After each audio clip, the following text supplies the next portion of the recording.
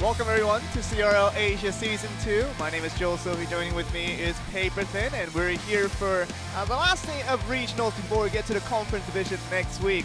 And it's going to be the last time we get to see these regions kind of have a test at each other. And what's kind of last minute for experiments to be going on today is going to be Japan, of course, to round out the week. Should be very exciting for what we get out of Japan today. Yeah, really exciting stuff. Last week we saw them square off. GameWith overtook PONOS. It went all the way to King of the Hill. They managed to scrape by and get through them. They even got through Mikan Bouya in the King of the Hill round, so exciting stuff there. Then DetonatioN managed to overtake FOV Gaming. And then in the last set, FOV upset GameWith. So it was quite an exciting week last week. And once again, we have some really exciting Clash Royale action. There's just a lot of triangular action going on in terms of matchups in terms of last week. But we do know still who the clear favorites are. Talking about GameWith and PONOS, clearly the top two Japanese teams out of Season 1. We come into Season 2 with high expectations for them. And really thinking that they would replicate the results once again. It seems like PONOS, after they took that loss, they're in the bottom of the standings in terms of Japan. And that doesn't truly reflect their true potential, I think. Yeah, I think you're absolutely right, Joel. One match is not enough to really show their ability, and we know that they are probably the best team right now in Asia. Obviously, they won Season 1 in dramatic fashion, just bopping GameWith at the finals. So clearly they're a strong team. I expect to see them come back today and have very strong showings. And they will have two chances to show it. They will be playing two matches today. Of course, we look at the overview before we get to the today's matchups, and we are going to be looking at still Korea, Southeast Asia, Japan is going to be the regions that we're going to be covering for the entire season of CRL Season 2. And we're going to be looking at Asia. And of course, with the overview, just looking at the league structure, it has been pretty much the same ever since the beginning of this season, but a little bit different for Season 1 is that 2v2 does start off our series, and 1v1 will be that set 2, and set 3 will be rounding off if needed, going to that King of the Hill. We got to that couple of those in terms of the past 2 weeks so far. So now in this Sunday matchup, where it's the last day before we get to the conference division, we'll see if we get any more of those. I mean, the more of the King of the Hills that we have, we know that's going to be a closer matchup between the two teams. Yeah, absolutely. We saw King of the Hill go to Game 5 yesterday between two of the Korean teams. Really exciting stuff. So it's a really interesting format because now you have to have a deeper roster. We've talked about that. You have to be able to field 4 guys who can do everything, who could play 2v2, who could play 1v1, and are skilled in all of it. So far, we've seen teams trying various strategies to, get over that, to find new ways to work within this new system. And of course, the new system does also involve that the bans and the picks does primarily come through before the broadcast begins. So you guys don't have to wait 3 minutes each time a new set begins. The players have already looked at which ban cards they have decided on for both teams, so they can adjust accordingly, and just to make sure they have just 1 minute to kind of start out their decks, and it should be good enough time for them. In Japan, we're still looking at this now. DetonatioN Gaming at first place. It seems like a surprise to a lot of people that DetonatioN Gaming might not be the top Japanese teams as we know, but it is only one match, as we were talking about, along with PONOS Sports being at last place. All that could change today. 2 more matches for these very important teams right here. PONOS Sports getting 2 matches. DetonatioN Gaming 2 matches. Can they hold up to their standing and really turn things around? We're going to find out. Yeah, absolutely. We'll see. And I'm really surprised about FOV Gaming. They managed to take GameWith. That was really the biggest upset we had last week, I think, in all of Clash Royale Asia. So that was a really fun match to watch. They got manhandled by DetonatioN, to be honest. Then they came back and really took it to GameWith. It didn't even go to King of the Hill. They took them 2-0. So, I mean, GameWith took 1 game off them both times, I believe, but it did not go to the King of the Hill. And that just means that it's a shorter matchup, and we could see that once again. Of course, FOV Gaming don't have their turn once again in the last match here for the day, and you get to look at today's matchup here. FOV Gaming against PONOS Sports to round out the day, but PONOS Sports will have 2 chances to kind of make a redemption for themselves from their last week's excuses. They have a chance to do it against DetonatioN Gaming and FOV Gaming for match 1 and 3 respectively. See if they can do that. DetonatioN Gaming has to play twice as well, with GameWith on match 2 as well. So, we got a lot of exciting matches. Of course, the big teams, it seems like they're all on the left side, on the blue side. So maybe keep your eyes on that and see if they will deliver the results. We get to see if they find out. Yeah, we've been joking that the red side seems to be the winning side so far here in Season 2 of Clash Royale League Asia. but maybe today it'll be different. It looks better, right? Those are the teams we expect to win. Those are our favorites today. And really is. It has been all the red side. The right side has been winning out from Southeast Asia and Korea for the past 2 days. But we are now in day 3 of week 2, the last day before we get to the conference division. This regional division has been exciting to the fact that lots of teams have been looking towards experimenting with different roster changes. And this team, PONOS Sports, after last week's defeat, it seems like they want to make some roster changes as well. Raiki Jones and Tengod is going to be in that 2v2 this time with Mikan Bouya on that 1v1 role. Finally, we get to see the man himself on that solo mission. Yeah, right. Last week, Mikan Bouya was playing the 2v2 with Tengod. They lost in their 2v2 match against GameWith. Set 2 was Raiki Jones against, I can't remember now who it was for GameWith, but he ended up winning that set. So today they're changing it up a little bit, and I think this is maybe the best idea. And of course, they have Fuchi there at the end if they need him, the oldest player out of the Japanese teams. So Fuchi's going to be waiting and for the King of the Hills, and Louis Koo. We got a Pirameki in that 1v1, but get to see some of these teams here, some of these players that you'll be looking at. Raiki Jones obviously teaming up with Tengod to come up with this 2v2. They banned out the Tornado, and it seems like Detonation Gaming on the other side have banned the Goblin Barrel. So we know PONOS Sports from Season 1 have played a lot of Goblin Barrel, especially in 2v2, using that log bait to very much a useful cycle there, and we get to see if they do it again. Of course, no Goblin Barrel this time around, as the 2v2 has been banned out from that specific card. Right, so nothing too, exceptional there that we're seeing from those bans. The Tornado, of course, PONOS pretty much bans the Tornado every single time. So that's not too surprising. And it makes sense for Detonation to ban that Goblin Barrel, like you were saying. PONOS has had a lot of success with it in the past. And it is a difficult card to deal with. It really is. And Louis Koo, of course, we're going to get Pirameki as that 1v1. And they're ready to play. And Tempura's going to be that fourth man, just waiting in the sidelines in case they go to that King of the Hill. But otherwise, it could be a good moral support for the other 3 players that we're playing against. This strong team, of course, with on the bottom placement, you wouldn't think that you would see these guys on the left side, PONOS Sports, on the bottom of Japan. But I think they're really quickly looking to turn things around. It might just start here with 2v2. Yeah, I think they're making the right changes here in the 2v2. I mean, Mikan Bouya, you just got to put him in the 1v1. He's just too good.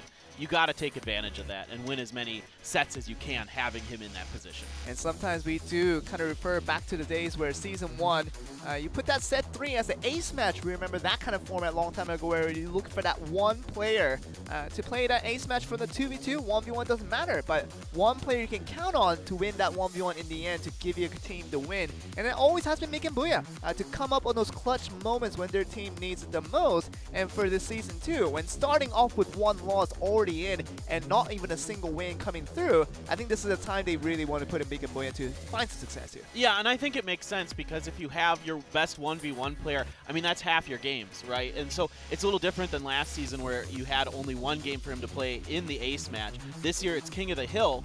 So if he goes into that, he could just team wipe. You got to have your strongest player available for as many games as possible if he's that good at 1v1. It really is, and he's going to be going up against, of course, different squads in the future. But for the meantime, we are focusing on this 2v2 here. Raiki Jones and Tengod for PONOS Sports. They're going to be going with this duo right here, Louis and Koo.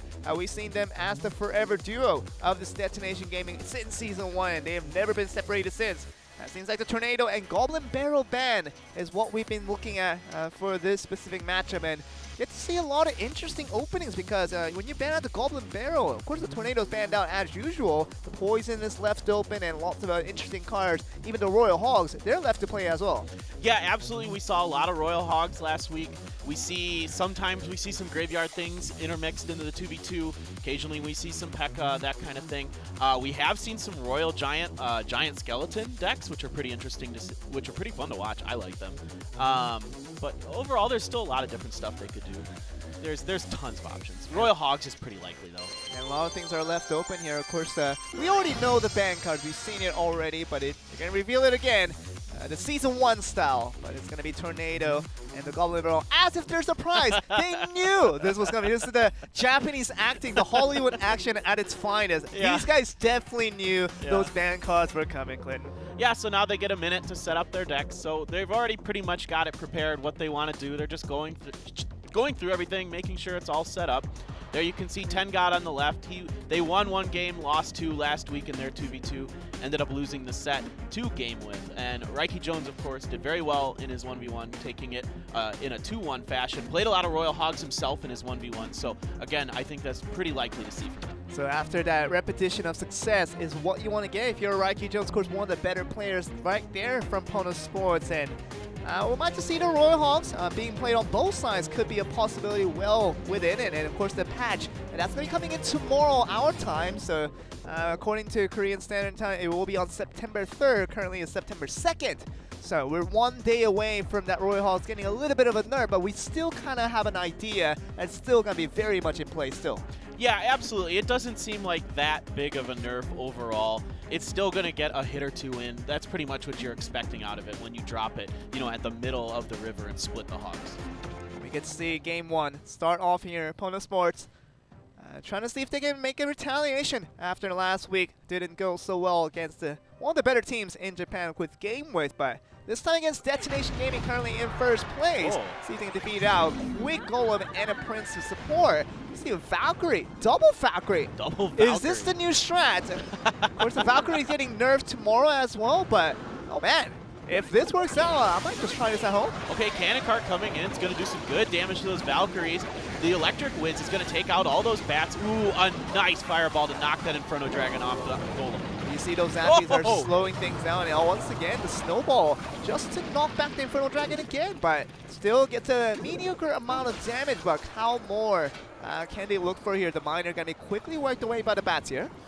Yeah, a great push there from PONOS. That Prince behind the Golem. And then the fireball with the snowball to knock the Inferno Dragon off twice. Really nice stuff there. Well, still results to an 1870 on the left side. We expected this coming in, but this time from Detonation Gaming actually, coming with the Royal Hogs, the Fire Spirit. We know it's such a good answer towards at least one side of it, but we do see the tower getting wiped out to 14-14.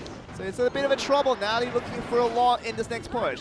Yep, there's that bomb tower we're seeing a lot of to counter the Royal Hogs here, but this time it's going to be in defense against the Golem. Counter poisons go down from both teams. Ewiz outside of the poison. Good placement there. Doesn't even take any damage from the poison. It seems like Cannon Cart just trying to squeeze it in himself into the tower here. Of course, the Golemite still well in its tracks here, trying to get at least more damage done, but Cannon Cart is still well alive. Of course, the Zappy's going to slow things down, but that's a lot of good push being shown by PONOS Sports there.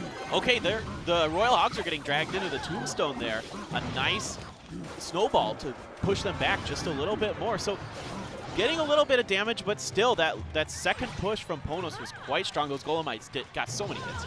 It really is, and that golden explosion, once it gets near the tower, that does pretty much deadly damage you do not want if you are facing up against this deck here, of course.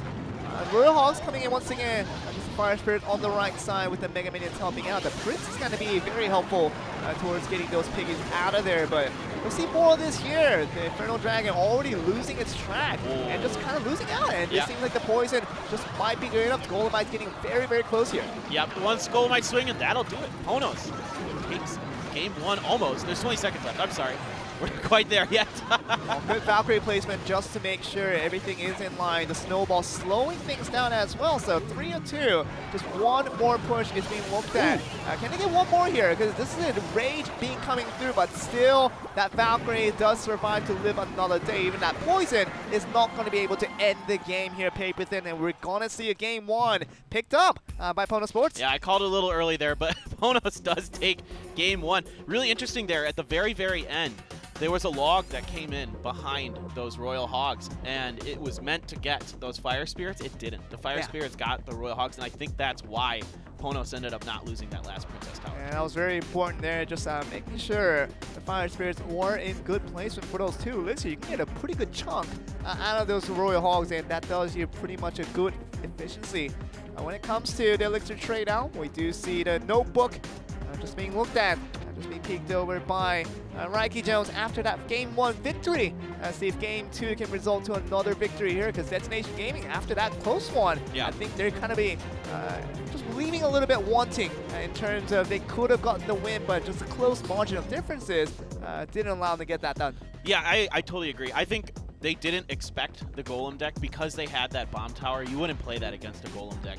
and I think they totally expected the Royal Hogs, like what they played. I mean, you would think so, because Raiki Jones has been playing that all throughout his 1v1 so far this season. So it makes sense that they went with that. Unfortunately, it wasn't the right counter to what PONOS brought. It really was, and we talked about the Bomb Tower does very well against the Royal Hogs, and it seems like Detonation Gaming did some studies in preparation, looking like Raiki Jones would play that. Finally he does, and we'll see if this time they have the Bomb Tower here. Yeah, okay, so Tombstone coming down defensively for PONOS. Going to do a good job protecting from there. Log going down, taking out that Dark Goblin. Magic Archer starting to do his thing onto the Valkyrie, but a Miner down in the bottom left hits it. And we're going to see the Valkyrie eventually destroy out the Magic Archer, but more importantly, these piggies are still well on their way. It's going to get the tower down to 1481. Still being smacked out by that one little Miner that's been completely ignored by the entire story. That's a lot of damage coming from that Miner. They just let it go, and it just did almost 400 damage there because the piggies were in front of it, soaking up the initial damage. But we're talking about little damage that came through is going to be that one little zapping. It's still doing a lot of damage. 1353 now. The Magic Archer is there. It's doing linear damage, obviously, to those Royal Hogs, but it's going to be fireballed away along with the additional damage to the tower. See 1235 and 5066 on the left and right for the side of the There's the bomb tower. Going to get a lot of value there for Detonation. The log comes down. Is that going to hit the... Oh, it just hits the Dark Goblin. Yeah, but, you know, you thought that the bomb tower would get a lot of damage there towards the Royal Hogs, but seemingly it still got through pretty finely. And yeah. Was there a Valkyrie in front of that push? Or? There was something supporting it in the front, and 570 is going to be the count here on the left side. So really investing heavily onto one side is going to be PONOS Sports. See what they can get out of this one. Yep, the classic combination here, the Royal Hogs and the Bats coming down. Valkyrie for defense, 2 Valkyries for defense. Detonation really favoring the double Valkyries today. It really is, and trying to make the best use out of it. Just making sure you're ready for all things. And Tombstone once again going to bring things in. A great Valkyrie just to make sure everything stays intact, and the Hogs never will reach the tower for that one. Yeah, these are some really good defense being put up here by PONOS against those Hogs. The Tombstone Valkyrie combo seems like really strong. They did not guess correctly on that Miner, though. He's getting some swipes in. He is going to be getting in, and that's going to be good enough to get the first tower down. Of course, the right tower doesn't look as vulnerable, but it just means that they're going to go all in push and try to keep the pressure on to put them on the defense on the right side here. Oh, but in the meantime, in the top right, Princess Turret, they're getting a lot of damage up there from the poison and the Miner. And it really was that one Royal Hog just trying to stick it all the way through it, but it's still the Miner guessed correctly. This time around, PONOS Sports not going to get further damage on the right side. Yeah, nice guess by PONOS. Okay, another big push on the right-hand side. They're pushing down, a log coming down, and he was there as well. 1 hit coming in. Only 2 hits from the Royal Hogs, so that should be about it. It's going to be really tough. I don't think there's quite enough time. Ooh, nice fireball. Good prediction, fireball, but still not going to be enough time. 7:59, too much of a handle for Lewis and Ku to take down. That will be an easy victory for Tengon and Raiki Jones, literally playing almost the same deck, and they do come out with a win. Yeah, they're good at multiple kinds of decks. The Golem deck threw them off in the first game. Second game, they went to the Royal Hogs like we kind of expected they might, and so they managed to do it. Good stuff. Raiki Jones went back to his favorite card and just forced Tengon to playing with him, but that's a good stuff coming from PONOS Sports. This is what we expected out of them from week 1. Of course, they had to go up against a tougher opponent with GameWith, but and now they come into play with Detonation Gaming, loses at set 1. They're going to be pretty vulnerable into set 2, seeing after that really good dominance being shown by their opponents, see if they're going to be frightened after that one. Yeah, I think the biggest thing I took away from that game was their Miner play. The Miner play from PONOS was much better timed than the Miners from Detonation, and also the positioning. Conversely, the positioning of the Miners and the positioning of the defense, the Valkyries and that kind of thing, to defend against the Miners were better for PONOS. You gotta just always win out the mind game. Just put the position on the right time and the right place for that Miner, just to make sure it doesn't get angered away by any type of melee units. And now you are looking towards that 1v1. Of course, the man himself, Mikan Bouya, is gonna be back on the lineup. He's gonna be going against Pirameki. Pirameki had a good showing last week. One of the good contributors to how they got the victory in the first place. So Detonation Gaming, I'm sure they're really wanting to pull things back into even, because even against PONOS Sports, they feel like they have a chance to win. Yeah, definitely. I mean, you know, you're going against the best player, but if you make the right plays, if you find the decks that counter his, you can definitely get it done. The bans are coming in. We already saw them earlier. Pekka coming from Mikan Bouya, and from Pirameki as Valkyrie. So This actually eliminates a lot of different types of decks that we've been seeing here in Clash Royale League Asia. P.E.K.K.A decks, you know, we've seen those be very popular in all 3 regions. Valkyrie pretty much eliminates control and a few other types of decks. So, wow. We beat down? You can see Golem, Giant beatdowns, Lava Hound. 3 Muskies. 3 Muskies, yeah, absolutely. There as well. Yep. We do know Mikan Bouya does like the 3 Musketeers from time to time. We've seen him pull that out. He's quite good at the total extremes of both areas. Talking about that chip damage, he's really good at the cycling through, whether it's Hog Rider, whether it's the Goblin Barrel, he's quite good at that. But he's also good at the heavy damage as well. Just talking about that 3 Muskie, the Golem beatdown. He's good at pretty much everything from the lower spectrum all the way to the high end. He's going to be going up against Pirameki, thinking that he likes the 3 Musketeers, so might just bring it out. The Giant 3 Musketeers looking pretty good here. We do have the Fireball and Poison available to play, so we might just have that as a counter to the Elixir Collector if it does come out. But otherwise, should see a pretty good instance of plays here. So Valkyrie being banned out, P.E.K.K.A being banned out, that's also a huge one. Thinking that the beatdown might be might be an example here. Right. Royal Hogs are still available, but so is Fireball. So it's a little more difficult to get the Royal Hogs going when Fireball is available. But Valkyrie's banned. That's a good counter. It really is, and Royal Hogs, you always worry about any type of things can draw into one place and wipe it with that AoE. We've seen Wizards get it done, we've seen Valkyries get it done, and it is going to be banned out. Zap to start us off, but just to make sure you want to cycle through and not leak any elixir, so we might just see the Royal Hogs ban coming in from the Pirameki here. Yep, Baby Dragon to counter the Spear Goblins here from Mikan Bouya. But he's gonna get turned around by those bats. It's a little bit early. He's still gonna get some damage in. Yeah, he could have waited a second and placed those bats next to the Baby Dragon to deal more damage. He would have taken less damage to his Princess Tower. I think he would have just waited about 1 more second to really see if he can get more out of it after the Baby Dragon started attacking the tower. You see a nice zap coming through from the summoned skeletons, but otherwise we're still seeing a pretty aggressive attack. We thought it was going to be Royal Hog. This is going to be the one very famous in the Grand Challenge by Pirameki. Of course, we're going to have the Mega Knight right there just to make sure the push keeps going, and the Royal Hogs should be back in cycle very soon here. Right, so, here comes the Mega Knight with the bats to keep it up. All right, okay, this time the Baby Dragon on defense. Still going to do a lot of damage. Bats. Yeah, it's going to do a lot of damage. You can see Mikan Bouya got a little frustrated there. He threw his hands up. He didn't have what he wanted in his hand. The Golem coming up. About what you expect. The Cannon Card Golem deck, very popular. But does he have E-Wiz? You should definitely be aware of the fact that you can always have this Infernal Dragon in this mix of rosters, and now we're seeing this deck be so prevalent, and the Golem is still pushing on, gets it down to 16-17 with that explosion, but otherwise, can we get more out of this? The Baby Dragon's still well on the attack. It was a good fireball there to push the Inferno Dragon off, and the damage was enough from the Baby Dragon that it was able to kill it. So he did end up having a pretty good push there to basically even things up. Lacking that fireball, you're going to send that Royal Hogs all onto one side, even with the Tombstone. The zap goes wrong here, and we thought that zap would have been nice towards Pirameki, just getting the skeletons out there, but a little bit late there, and we saw this once again.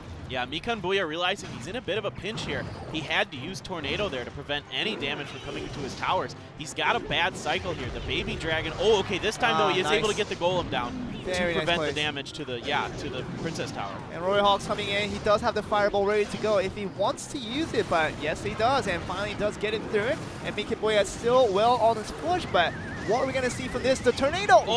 Barely just disconnecting that charge coming through, and that's going to be a few more shots coming in from the Golem. Yeah, this could be the Princess Tower going down for Pirameki. It's down to 91 points. That's Fireball range. And here he goes. He's going to try to poison this and get a few more hits in from the Hogs. Cannon Cart for defense and Baby Dragon. Very nice. Yep. Textbook play coming in from Mikan Bouya once again, and you know with that Cannon Cart being knocked away, that's going to be a fireball away, and very nicely done from coming from behind, and Mikan Bouya definitely took the toll very early in that game, but was able to recover and come back with the play. Yeah, the Golem decks get so scary when you get into double elixir. That's really where they shine, because you can use the Golem for defense after playing something like a Baby Dragon, like we just saw, a very strong unit in its own right. And those two together have so many hit points. It's so hard to deal with that, especially if you have the Fireball or something else like Tornado to move the Inferno Dragon off. That's where you give a lot of credit towards Mikan Bouya. The first time around, you want to save that Fireball for another summon of the Royal Hogs. You're always so tempted to save that up, but you know, when you have that Fireball and knock back the Inferno Dragon the first time around on that first charge of the Golem, and the second charge, he didn't have the Fireball, but he used the Tornado to knock back, just barely disconnecting that charge. So altogether, that all contributed to basically enough damage from that Golem push to get that eventual first tower, which was the most important thing that got back from the behind to win this game here for Mikan Bouya. Yeah, absolutely. Perfect placements on his Fireballs and Tornadoes to make that all happen. And he had to use Tornado defensively. You could see he was a little frustrated with it because he was trying to get the Tombstone and the Cannon Cart to be the only thing he needed for defense, but he ended up having to use Tornado a couple times, and that's a lot of Elixir going in just to defend against the Royal Hogs. And we'll see what this all turns to. Mikan Bouya seems like he was going to lose that one because after that Mega Knight push that went pretty bad for Mikan Bouya. He just couldn't defend him well against it. Of course, the Baby Dragon is not going to be able to knock down the Mega Knight in a short amount of time. So took a lot of damage in that first push that came down from Pirameki. So second time around, he knew how to handle it very well, putting that Golem as a tank, and the Mega Knight is not going to have a good time. So after that Game 1 win, it seems like Pirameki does look a bit confused about how he couldn't win out that one. And we'll see if that mentality does affect him in that Game 2 here. Yeah, absolutely. It's tough when you lose like that when you're ahead for a lot of the game, but then at the end, Mikan Bouya able to come back and push ahead. Like you were saying, the Golem placement was very, very good, and it's so good against Mega Knight because the Mega Knight just doesn't do that much damage that quickly. He is a bit of a nuisance, but he isn't even like the Knight or something like that does more damage, you know. So you're not really worried about it once it gets onto that Golem. Then you're just waiting for the Golem to, you know, while your Princess Turret takes down that Mega Knight. It really is all about that damage over time, and that one swing does seem to do a lot, but over time it does quite little. So against the Golem, the Mega Knight is never going to be good. So good luck being shown on both sides as we start this game to Mikan Bouya and Pirameki. Starting off with the Elixir Collector, of course, going to be Fireball immediately. Mikan Bouya not having second thoughts about that one. Nope, you definitely, if you see that Elixir Collector and you have a Fireball, it's pretty much a no-brainer. Or if you have Poison, you just drop it on there. You don't even wait. All right. 3 Muskies maybe. Yeah. Pirameki. Feels like 3 Muskies. Definitely, with the Elixir Collector and the Battle Ram coming down, there's not much else. Ooh, yes. Yep, This is definitely the 3 Muskies egg. With the Giant, I can definitely smell it coming. Ooh. Within, but we're going to see this mini horde still survive. Baby Dragon barely there. And look how the defense was so successful. No damage, quite literally, being taken on the other side. Yeah, there was one, like, two this one. Connects. This one connects, and Cannon Cart is going to be there to take about 1,000 damage on that one little push. And just going to make sure it doesn't connect through. And the Goblin Gang placement was a little bit iffy from Pirameki, and a little bit late. That's why I wonder if he didn't have the Elixir enough. Right. We're basically seeing the same deck here from Mikan Bouya. Doesn't look like he's changed anything up so far, except the Night Witch now. With, and of course, the Golem blocking that Night Witch in. But you know what it was? He didn't reveal that last card earlier in that game. So that last card would have been the Night Witch, I think. Most likely. Yeah, so we finally see the 3 Muskie. The Giant still hasn't made an appearance yet. It might be that last unrevealed card, but the Cannon Cart is still moving on. The Battle Ram trying to get to range, but all the more, it seems like that 2 Muskie is still trying to get all it's done, but the Mega Minion doing a very good job, and already that first push, very successful for Mikan Bouya. Yeah, this is just disastrous here for Pirameki. Look at that. Okay, but the Musketeer is doing some damage in the bottom left now, down to 83. Doesn't matter, though. Yeah, he's going to get a 3 crown. Oh, my. Wow. I mean, he just let you, if you let a Golem go and don't split it up before it gets past that first Princess Tower, it's really difficult to deal with. That's incredible plays coming in from Mikan Bouya once again. It seems like, and wow, good stuff coming from Mikan Bouya after that play. Game 1 was a lot tougher, obviously. You know, had to come back from behind after that. Mega Knight had a really good push on that first rotation, but right. Game 2, so clinical. I mean, you talk about 3 Muskies, could have just held him off in, but he knew exactly after we saw the Battle Ram, he saw the Elixir Collector, he saw the obviously the Minion Horde. He knew exactly what that deck was going to be, and not waiting for the 3 Musketeers to summon, he goes right away with the Golem, and one push does get the 3 crown. Yeah, and the tough thing if you're playing the 3 Musketeers deck is Fireball counters so much of what you want to do, right? Exactly. It counters the Elixir Collector, it counters the 3 Musketeers themselves. The Golem Minion can Horde? Yeah, the Minion Horde as well, exactly. And it can soak up so much damage. So at that point, it's just really difficult for Pirameki to do much. And Pirameki really needed time because all he's trying to do is just bait out that fireball just to make sure that one of them hits the fireball and everything else is completely free to go. Three Muskies usually plays that way. And we're going to get to the interview. We'll see what Mikan Bouya has How to say. was it? It was my first win of the season, so I'm very glad. So for the 1 week, you haven't had any wins. So how did you prepare? Well, there are many changes. For instance, Royal Hogs. So we weren't prepared for those new cards, so we practiced for it.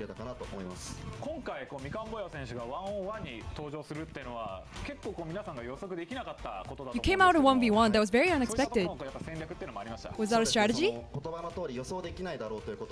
Yes, that was my strategy, so that my team, other opponents couldn't predict it. So your last words for the next game? We had our win today, and we hope to connect it to our next Korea match. Was Mikan Bouya talking on fast forward or something? That was really fast. I don't understand Japanese as is, but you know, that seemed really fast by Mikan Bouya himself. But you know, fast talker, fast decision maker. That's what really got him the win in that 1v1. Very vital for him to get the right things at the right time. And boy, did he do that one on the 1v1. Shows once again why he's one of the best players out there. Yeah, absolutely. Great job to just stick with what he did there. Kind of threw, Pirameki for a bit of a loop there. And again, Pirameki was just kind of countered there. The fireball is just too much against that deck. And there's other things going on as well. The Mega Minion does quite a bit of damage to the two Musketeers, and it could soak a lot of the shots and that kind of thing.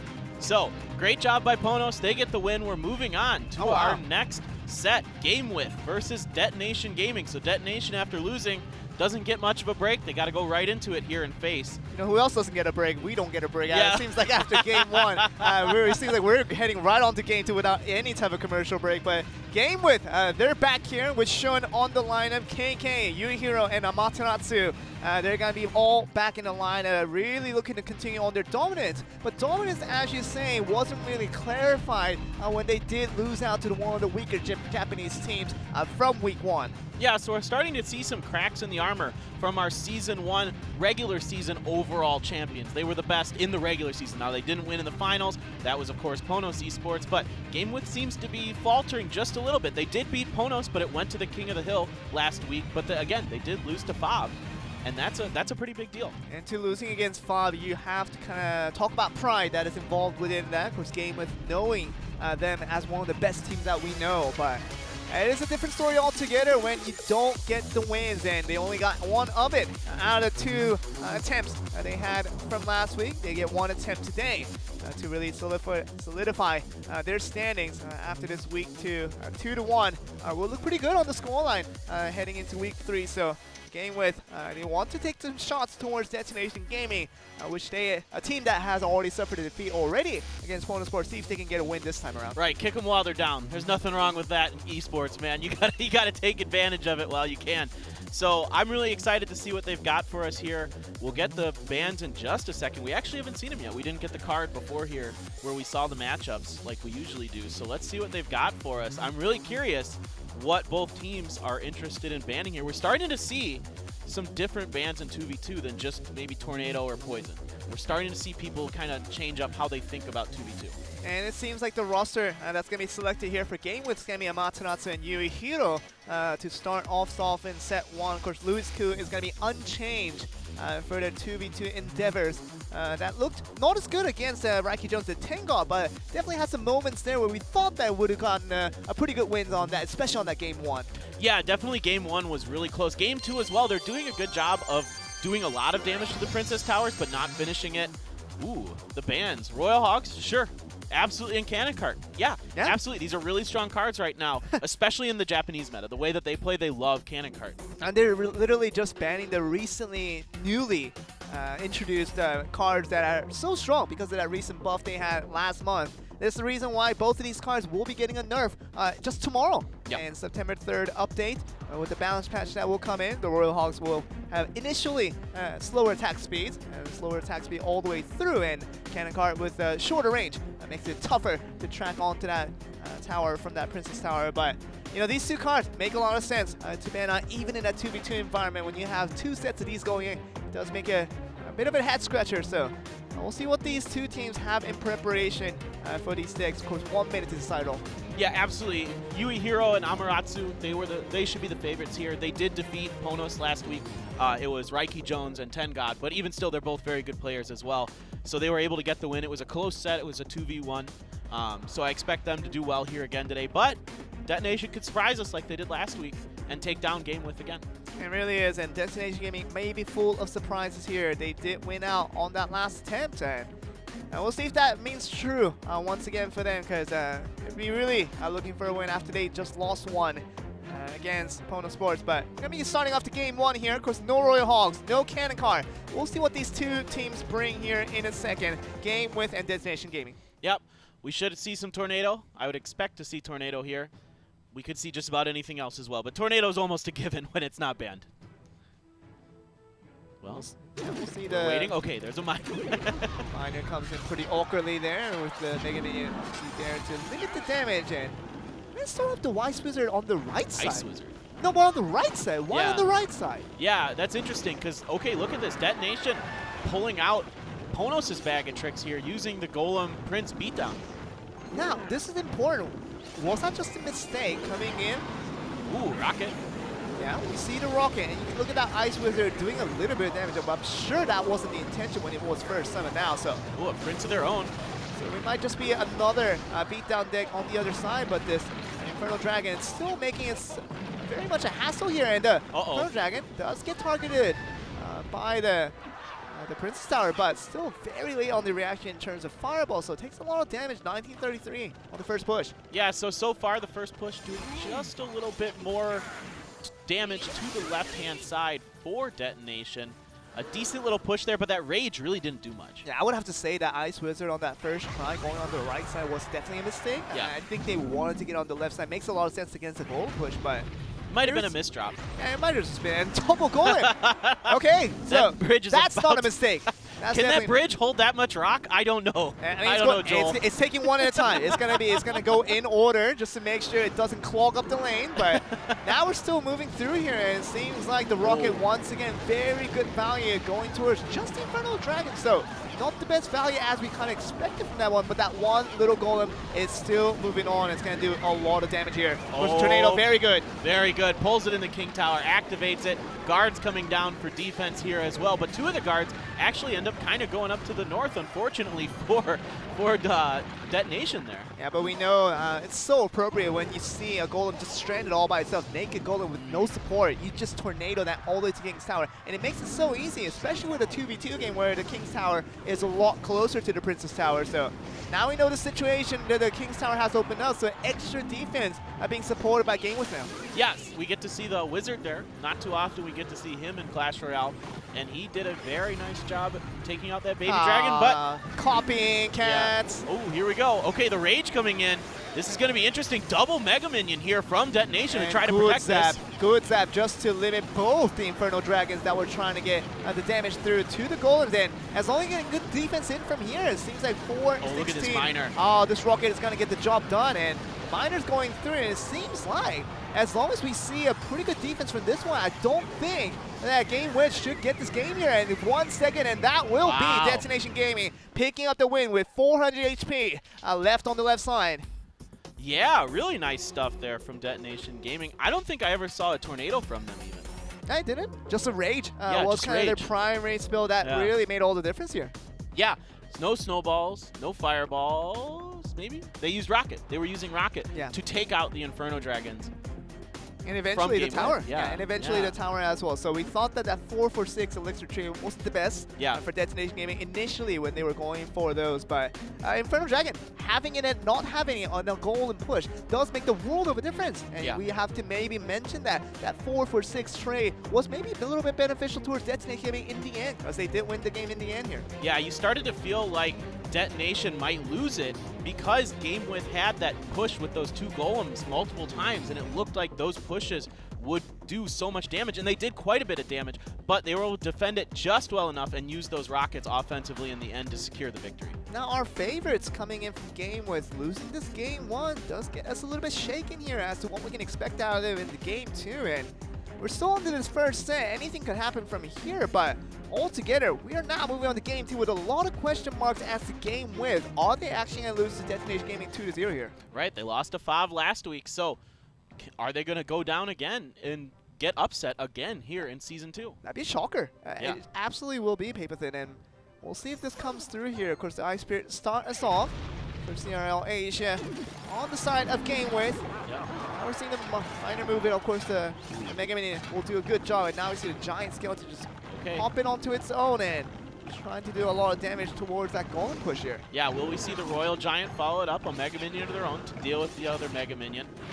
The Giant Skeleton, nice, nice to have against a Golem because that bomb does so much damage. Inferno Tower as well.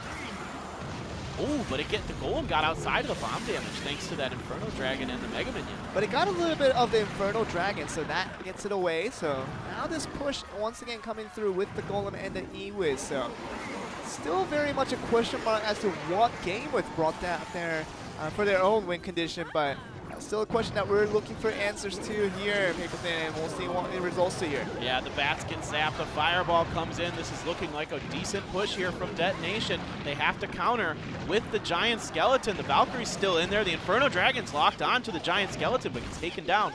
The Giant Skeleton, though, just making sure that nothing gets in the way, can't get past that Giant Skeleton. And now we're going to see the Mega Minion just chomping away. Yep. The Minion is going to be coming in. We'll see what results to in terms of damage, and there's that tornado. A little bit careless in terms of that minor positioning, and now I'm going to open up the King's Tower. You never want to put it right on the back of the tower, but just want it to be less predictable if you were to sign a game with. Yeah, Detonation did predict the first couple minor positionings with those Mega Minions and took down the minor pretty quickly. So once again, we're seeing this Golem Prince deck that Detonation lost to against PONOS, so they're stealing it. If it worked for them, it can work for us.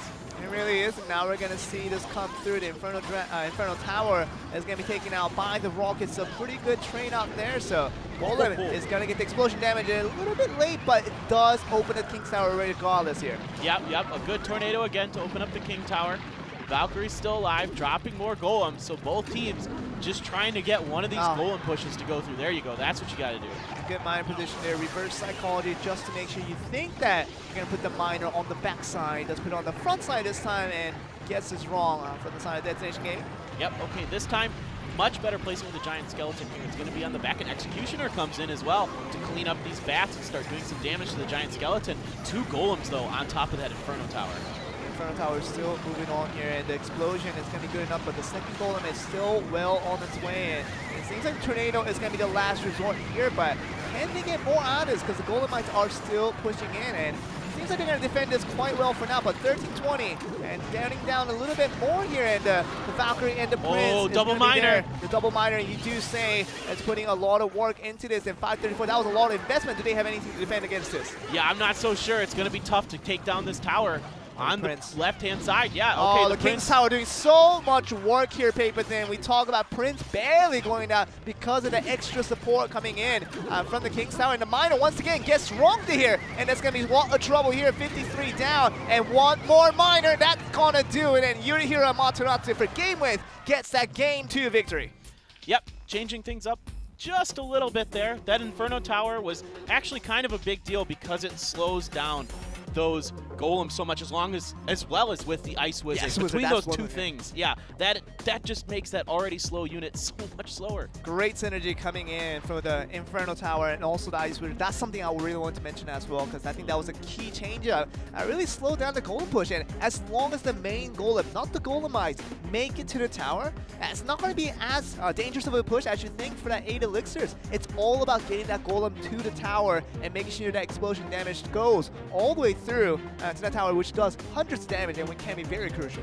Yeah, absolutely. So really nice stuff there. But I think the biggest story of what we're seeing here is the minor usage from teams like GameWith and PONOS. We saw it in the last game. Their minor usage is really actually making the difference. These teams are pretty even with their Golem trades. We see that they're able to get in, do a little bit of damage. Detonation using that Rage to try to push those Golems forward because they do get a little faster with the Rage. But these minors are really where the story is.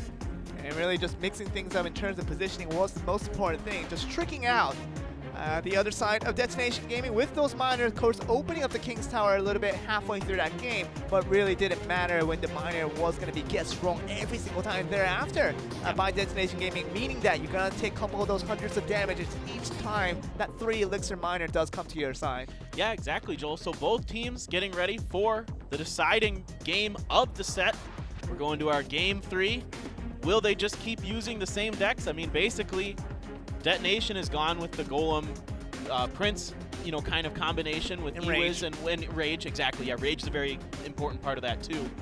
Will they change it up a little bit? We did see one little wrinkle in their deck this time where they did opt to use Tornado, and they had a Wizard in there. It only got dropped once, but that Wizard got fireballed right out the bat, so it didn't get to do much except take a few shots at a baby dragon. Of course, we know that the Wizard does not die immediately to the fireball, but at least a little bit of damage taken by that Wizard, and it does go down to the fireball immediately. So you want to make sure if you're Detonation Gaming, mix things up a little bit, because now you're starting to be a little bit more predictable. GameWith definitely has you figured out. We can tell that from that game to performance, and we'll see what this all means. Of course, using a miner of their own here to start off this game. Yep, very nice prediction. Yep, very nice job with the guards. No damage to their tower.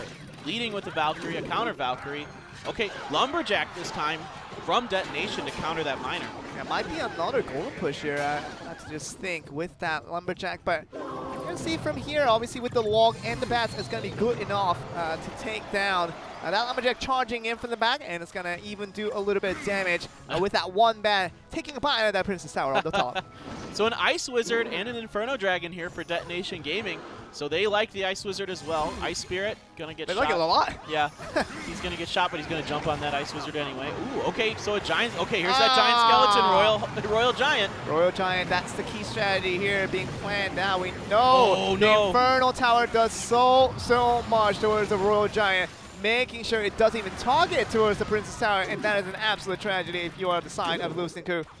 Yeah, absolutely. Lewis and Koo gotta have an Electro Wizard or something like that in the bag here to deal with that Inferno Tower, or else this push with the Giant Skeleton and the Royal Giant just isn't going to be effective. Seems like the miners, and also, I'll talk about that Tornado very nicely now once again to open up the King's Tower. The Mega Minion will also be aggroed away by these guards, but we do go back to the phase where the Inferno Tower is so crucial in terms of defense over to the Royal Giant, which seems like their main win condition here for Detonation Gaming.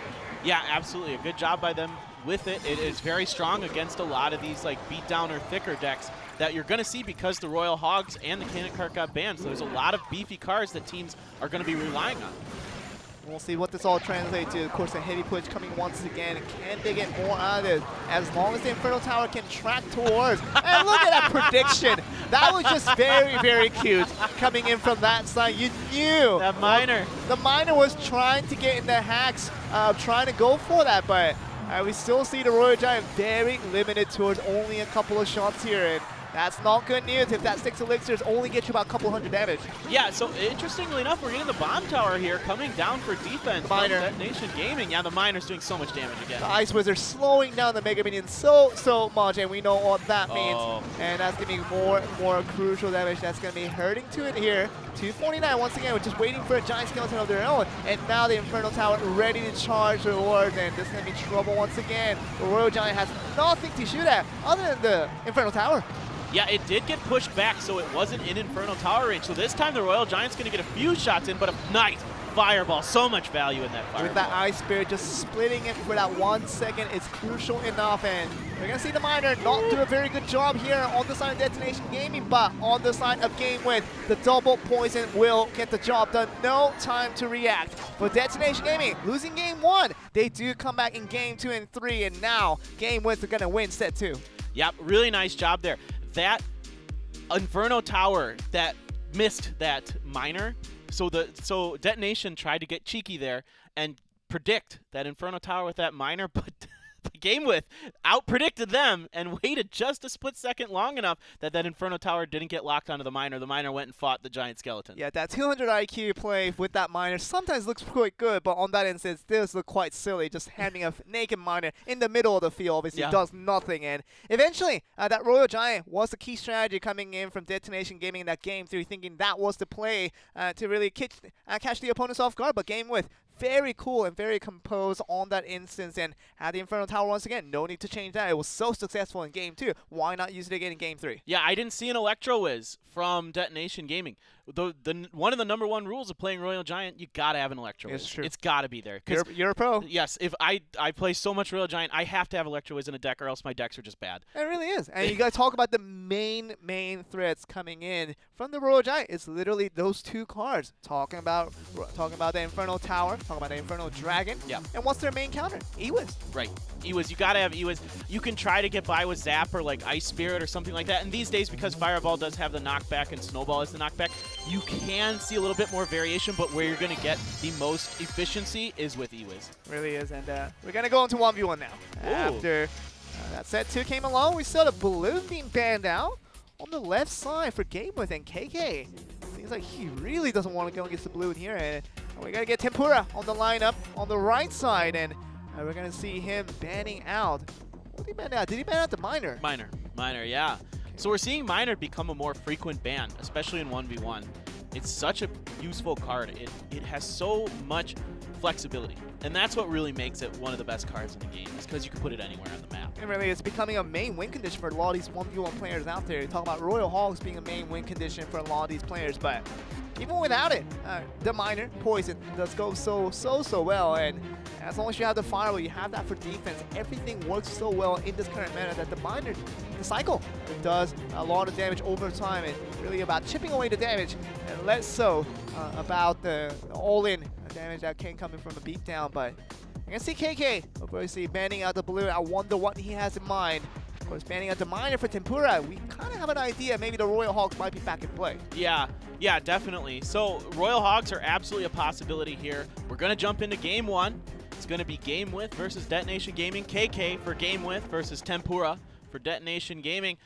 When we've seen Balloon ban in the past, sometimes they might do something like a Bowler Graveyard Poison kind of thing. About a month ago? Yeah, I mean, it hasn't been super common recently, but okay, they're the Royal Hogs, exactly like you predicted, Joel. I kind of predicted this coming. If you want to ban out the Miner, you have the main win condition as that Royal Hog. Of course, opening up the King's Tower with that Tornado is going to be a good start, but still takes a couple of damage on the right tower here. So this is smelling like that Mega Knight. Yeah, it's the Mega Knight deck. Yep. I feel it in my bones, Joel. If we see the Spirit Golem, yeah, Infernal Dragon definitely a part of that deck. And if we see Sap, if we see the Spirit Golem, you know that the Mega Knight will be coming out very soon here. Yeah. So what's interesting about KK's deck, he banned the blue. Oh, he missed the Ice Wizard. Whoa! Oh no! Oh no! And here comes the card. Will lock on. Okay, Valkyrie, very nice enough, very reactionary from Tempura. That could have been a disastrous play there if that went wrong. Yeah, after the first 4 cards in this deck, I'm like, this kind of looks like almost like a Lava Balloon deck, except the Balloon's been banned, so it can't be that. Now we're looking at this here. Of course, Mega Minion with the Tornado is going to slow down the Royal Hogs, obviously not to an extreme amount, but... Yeah.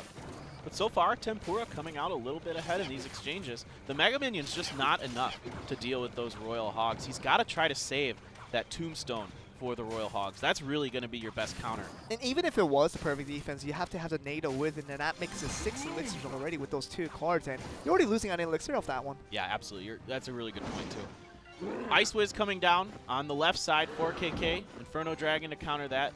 Ooh, okay, this time he drops the cannon cart behind his King Tower. Oh, a counter on the other side. So this is a weird deck. This is not the Mega Knight deck that I've seen, but the match cards are with that as well. So Tempura going extra creative here. So is this going to be a P.E.K.K.A? Could it be? It just might be. I think you're looking at this now. I think we've seen it played. Or a Giant. Could be a Giant. Something in front of that Archer, like a Giant or a P.E.K.K.A. A Log. Okay, so that's it? Whoa. This is some kind of weird control deck, it looks like. I don't think I've ever seen this deck. The Royal Hogs, that seems like the main win condition, and the cannon card, if it does stretch through and make it into your opponent's tower, that's going to be the main win condition as well. But otherwise, weird deck that we're having here from Tempura. Yeah, this makes sense. This is a type of control deck. It's just a little bit of a modification on it. you're trying to play defense and then just cycle into those hogs every once in a while. Maybe get some chip damage from that magic archer, and the zappies and the other things are just there to protect. You don't actually use the cannon cart that much. Oh, The graveyard. here. Yep. Graveyard, what we're going to see, of course, the poison being the supplementary spell here. And finally, he's going to use it against this one little zappy, against the cannon cart, but it's not going to be the most stellar. It will stop the cannon cart from crossing the bridge, though. Yep, okay. Here come the Royal Hogs with the Archer. The Archer was there, taken out by the Mega Knight, so a Tornado has to come down and the Tombstone to deal with these Hogs.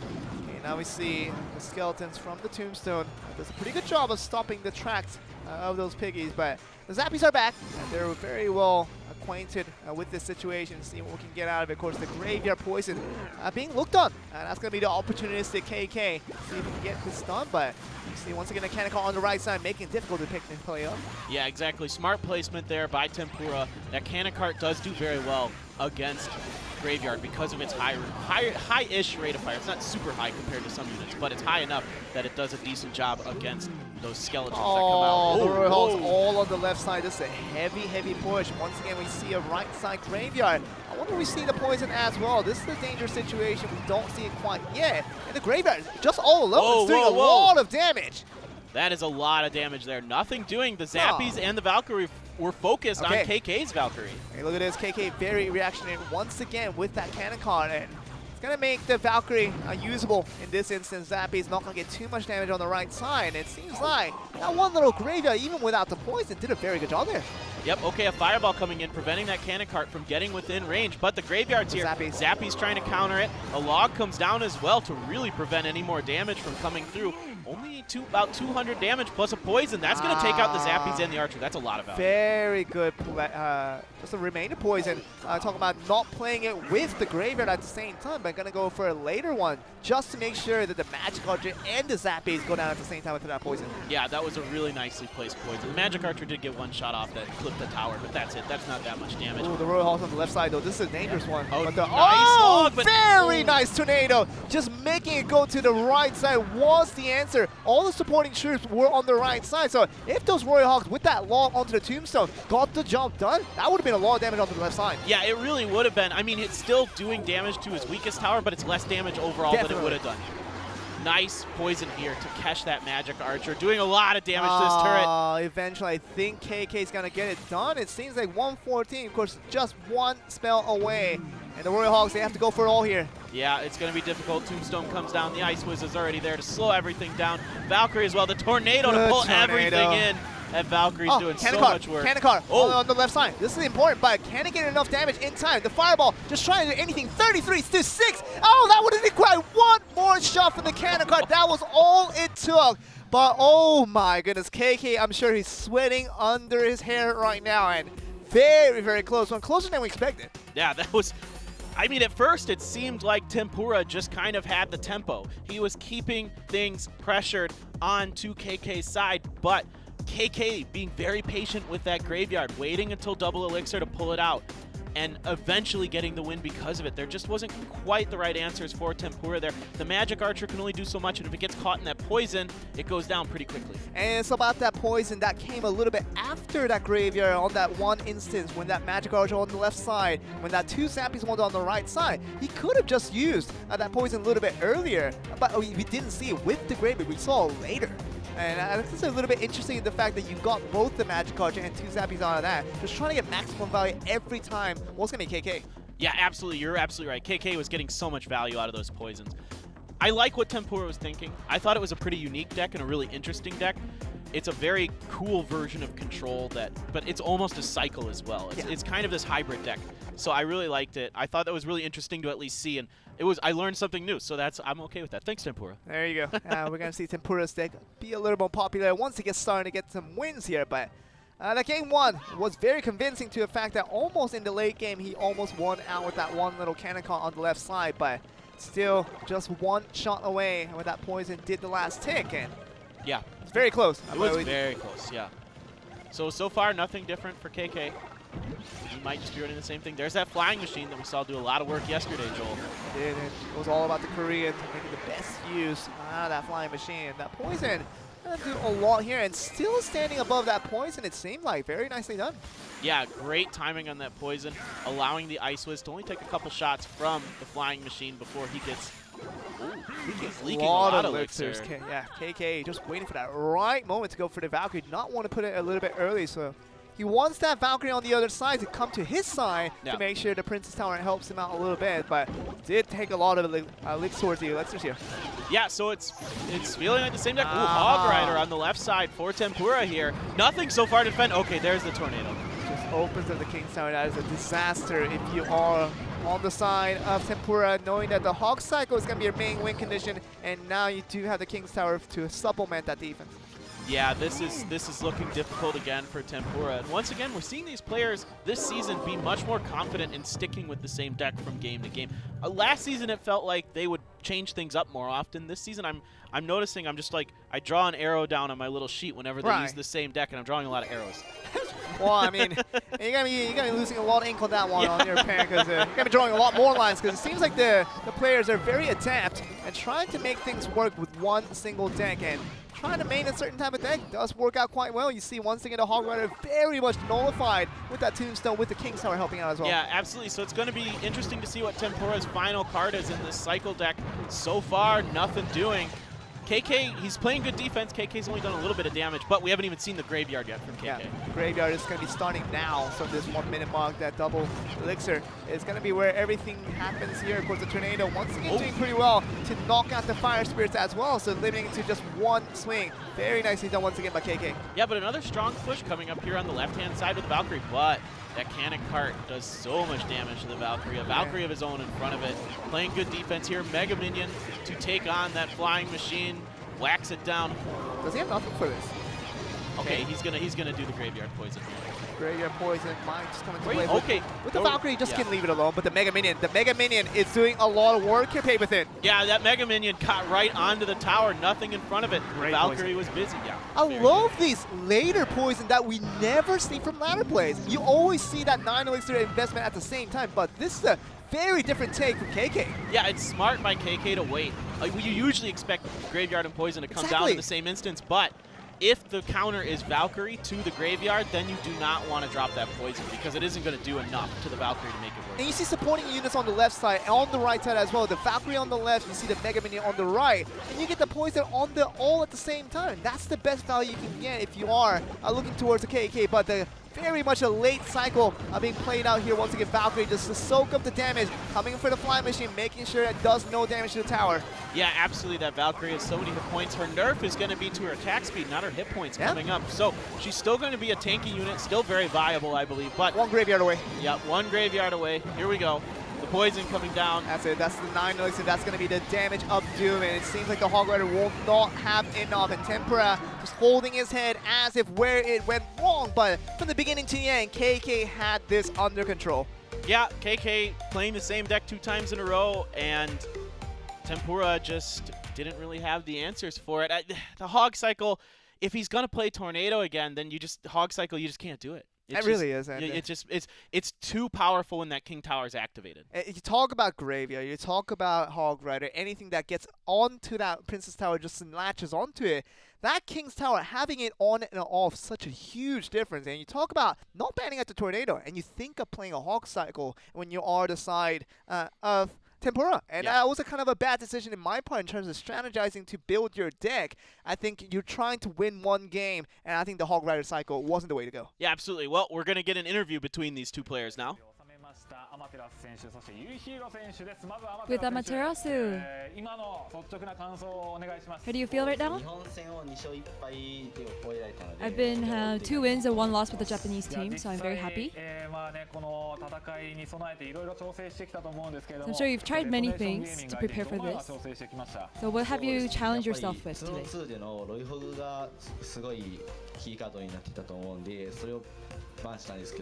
So there was a key card which I banned today. So the environment changed a lot with the new cards. So I practiced a lot. I thought about the banned cards to prevent all these distractions. How do you feel, Yuhiro? Season 1 we lost, so I won today, so I'm feeling good. So I'm sure you were very upset about Season 1. So personally, how did you prepare for Season 2?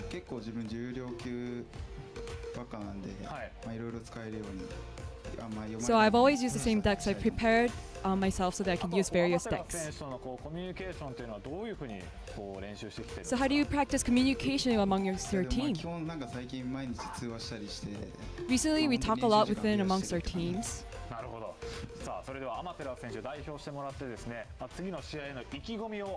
Matarasu, any last words for your next game?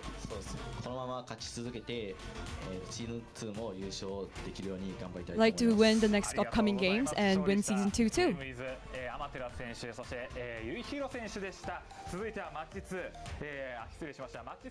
So we got to hear from Matarasu and also Yuihiro after their nice win, and all the more, it seemed like a very close matchup between the two teams, but altogether, it was a 2-0 in the end. Yeah, absolutely. They put up a much better fight, Detonation Gaming did, in the 2v2. Yeah. The 1v1 Tempura, the first game, I think he was caught a little off guard with that graveyard deck and the kind of things that were going on there. He had a strong start with the hogs and that kind of thing, but eventually in the second game, I think he just kind of outguessed himself.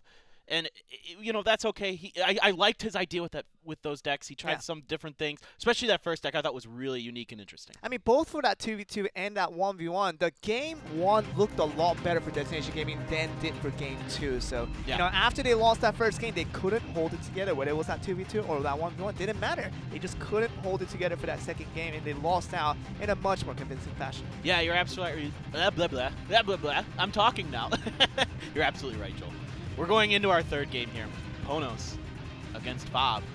We have a new player here. Of course, I didn't get to see him from week 1, but you got to see him. Yeah. Along with Valdez, and Rolaporon is going to be in the lineup, and seems like he's going to be playing the 1v1 here. So with Raiki Jones and Tengod in the 2v2 role, they're going to be going against this team. Fob Gaming had a lot of surprising feats in terms of defeating out GameWith. Was a huge surprise for all of us. Yeah, they 2-0'd him. It didn't even go to the King of the Hill match. So definitely the shocker from last week.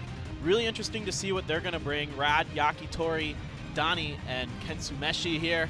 Looking good, Kensumeshi, showing off those biceps. Yeah, get it, man. Go get it. The more time he has to go to the gym, just the more time you can just invest in playing Clash Royale. But that's just my opinion. But hey, you can do leg stuff while playing Clash Royale. You can do some leg lifts. That's what's good about mobile gaming. You can do multitasking. Exactly. You can do it while squats. You can hold it out in front of you while you're doing your squats and stuff. Where are you putting a lot of focus on? Are you putting more focus on the fingers or the legs? I want to just find out on that one. But we do go back to Fob Gaming of their impressive performance last week, going up against GameWith, and it was a really impressive feat just to beat out one of the best teams that we know in the Japanese region with GameWith. But Fob Gaming, Ran and Yakitori, these guys have been together for a very long time, ever since Season 1 started. This has been the forever duo for Fob Gaming team. They want to try it again, but they're going to be going up against Raiki Jones and Tengod. Of course, not a duo to be laughed at here. No, definitely not. I mean, these two are very strong together. We saw that in the first match today where they ended up winning. So PONOS sticking with their strategy of keeping Mikan and Bouya in the 1v1.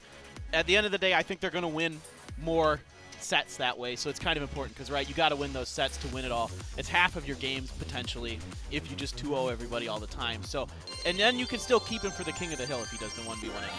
And it seems like we're going to start off with the bands, coming with the Fireball for the side of PONOS Sports and the Royal Hogs. Bit of a minute. That's not going to be taken care of for the side of Fob Gaming. So Rad and Yakitori may be preparing a beatdown deck, any type of Lava Hound deck. A lot of big cards still available play. Talk about Goblin Barrel still in play now. Kind of what we were missing from that first series between PONOS Sports and Detonation Gaming, where Detonation Gaming banned the Goblin Barrel out of the game.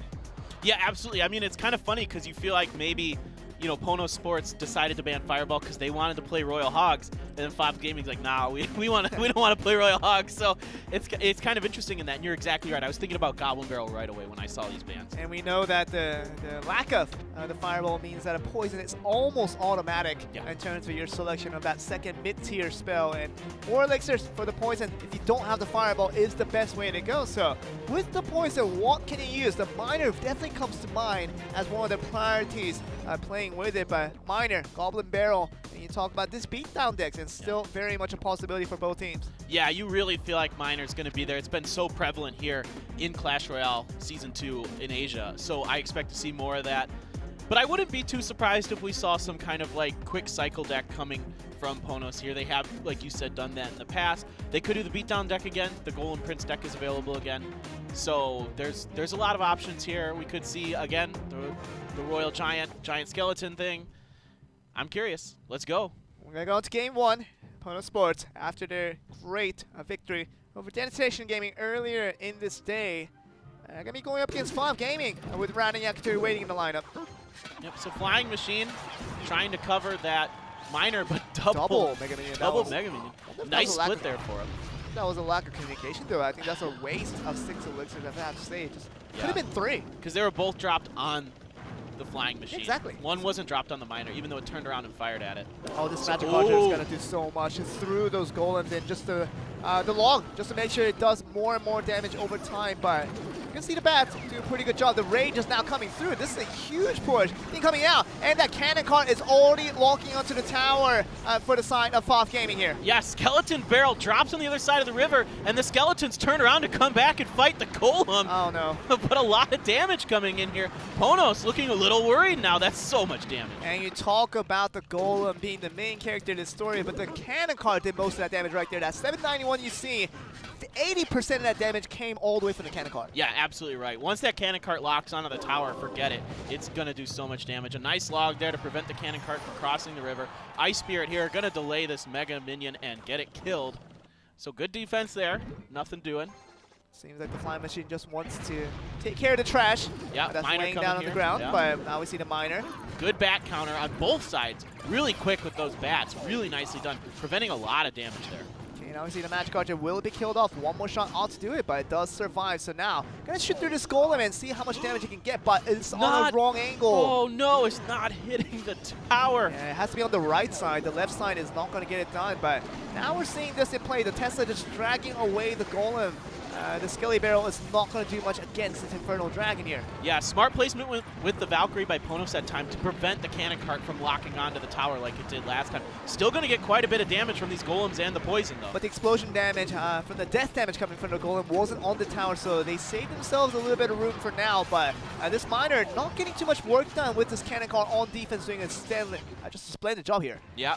Yeah, both the cannon cart and the Mega Minion very well placed there to prevent that double Miner push from doing much damage. Oh! Whoa! Okay. A little bit of technical difficulties there. You know what it is, though? Someone's winning, and that's got to be FOV Gaming. Seems like they can defend off this one. 2 cannon cards just to make sure they survive through all of this. This is close. The Rocket and the Miner. The Miner's not going to connect. The Miner's not going to connect. That's the most important part here. 66, 2, and this is poison. Oh, that's going to get it done. But the cannon card, look at the cannon card. It's still well on its way, doing so much damage. 2154.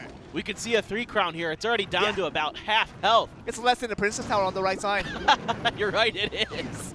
All right, here's the Tesla and the Skeleton Barrel for defense. Now, for Tengon and Rakuja, I feel like they lost a lot of elixir just to finish off that push, but this time around, we're going to see these bats and just going to take out the Flying Machine here. Double Golem in the pocket, a Tornado being forced to be used here. Not ideal.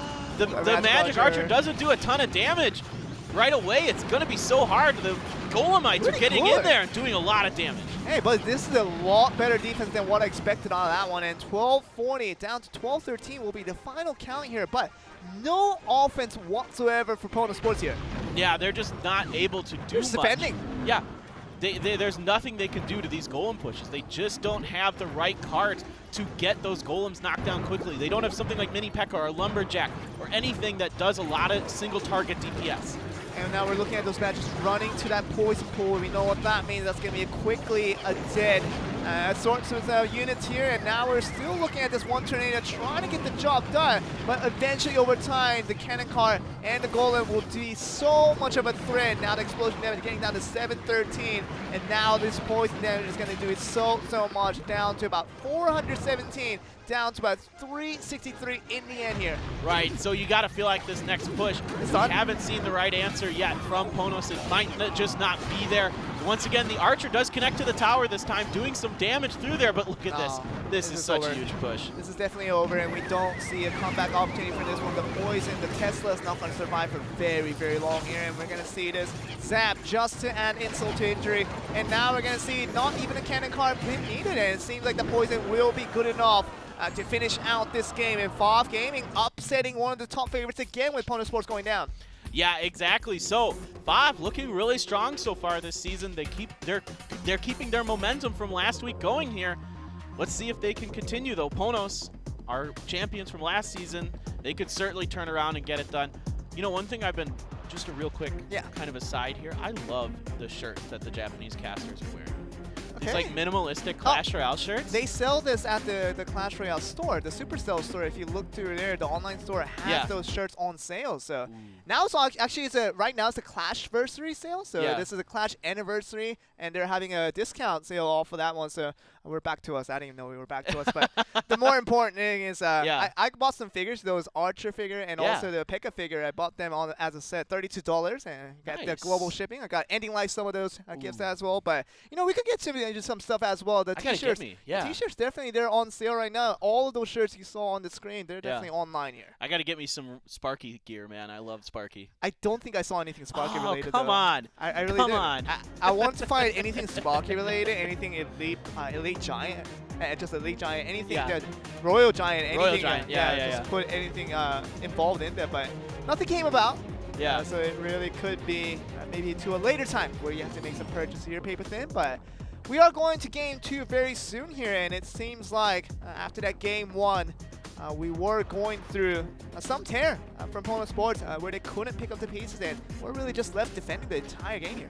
Yeah, it was meant to be a pretty air-heavy deck, but what ended up happening was those air units kept getting caught up trying to deal with those golems. And like I was saying, there just wasn't anything that does that single target damage, like a P.E.K.K.A, a mini P.E.K.K.A, a Lumberjack. Something that gets in there and really just tears down those golems. Inferno Dragon, Inferno Tower, anything like that that gets onto those golems and wipes them out quickly. And we don't see, especially in the Season 2, I feel like the air units haven't worked out very well for any team so far. Really, even the 2v2, 1v1, you talk about bringing that Lava Loon, never seems to work out. And then you talk about bringing that air units out, the Flying Machine. The Flying Machine was always the special part of that story when the ground units were able to tank it up front and wanted to provide the support.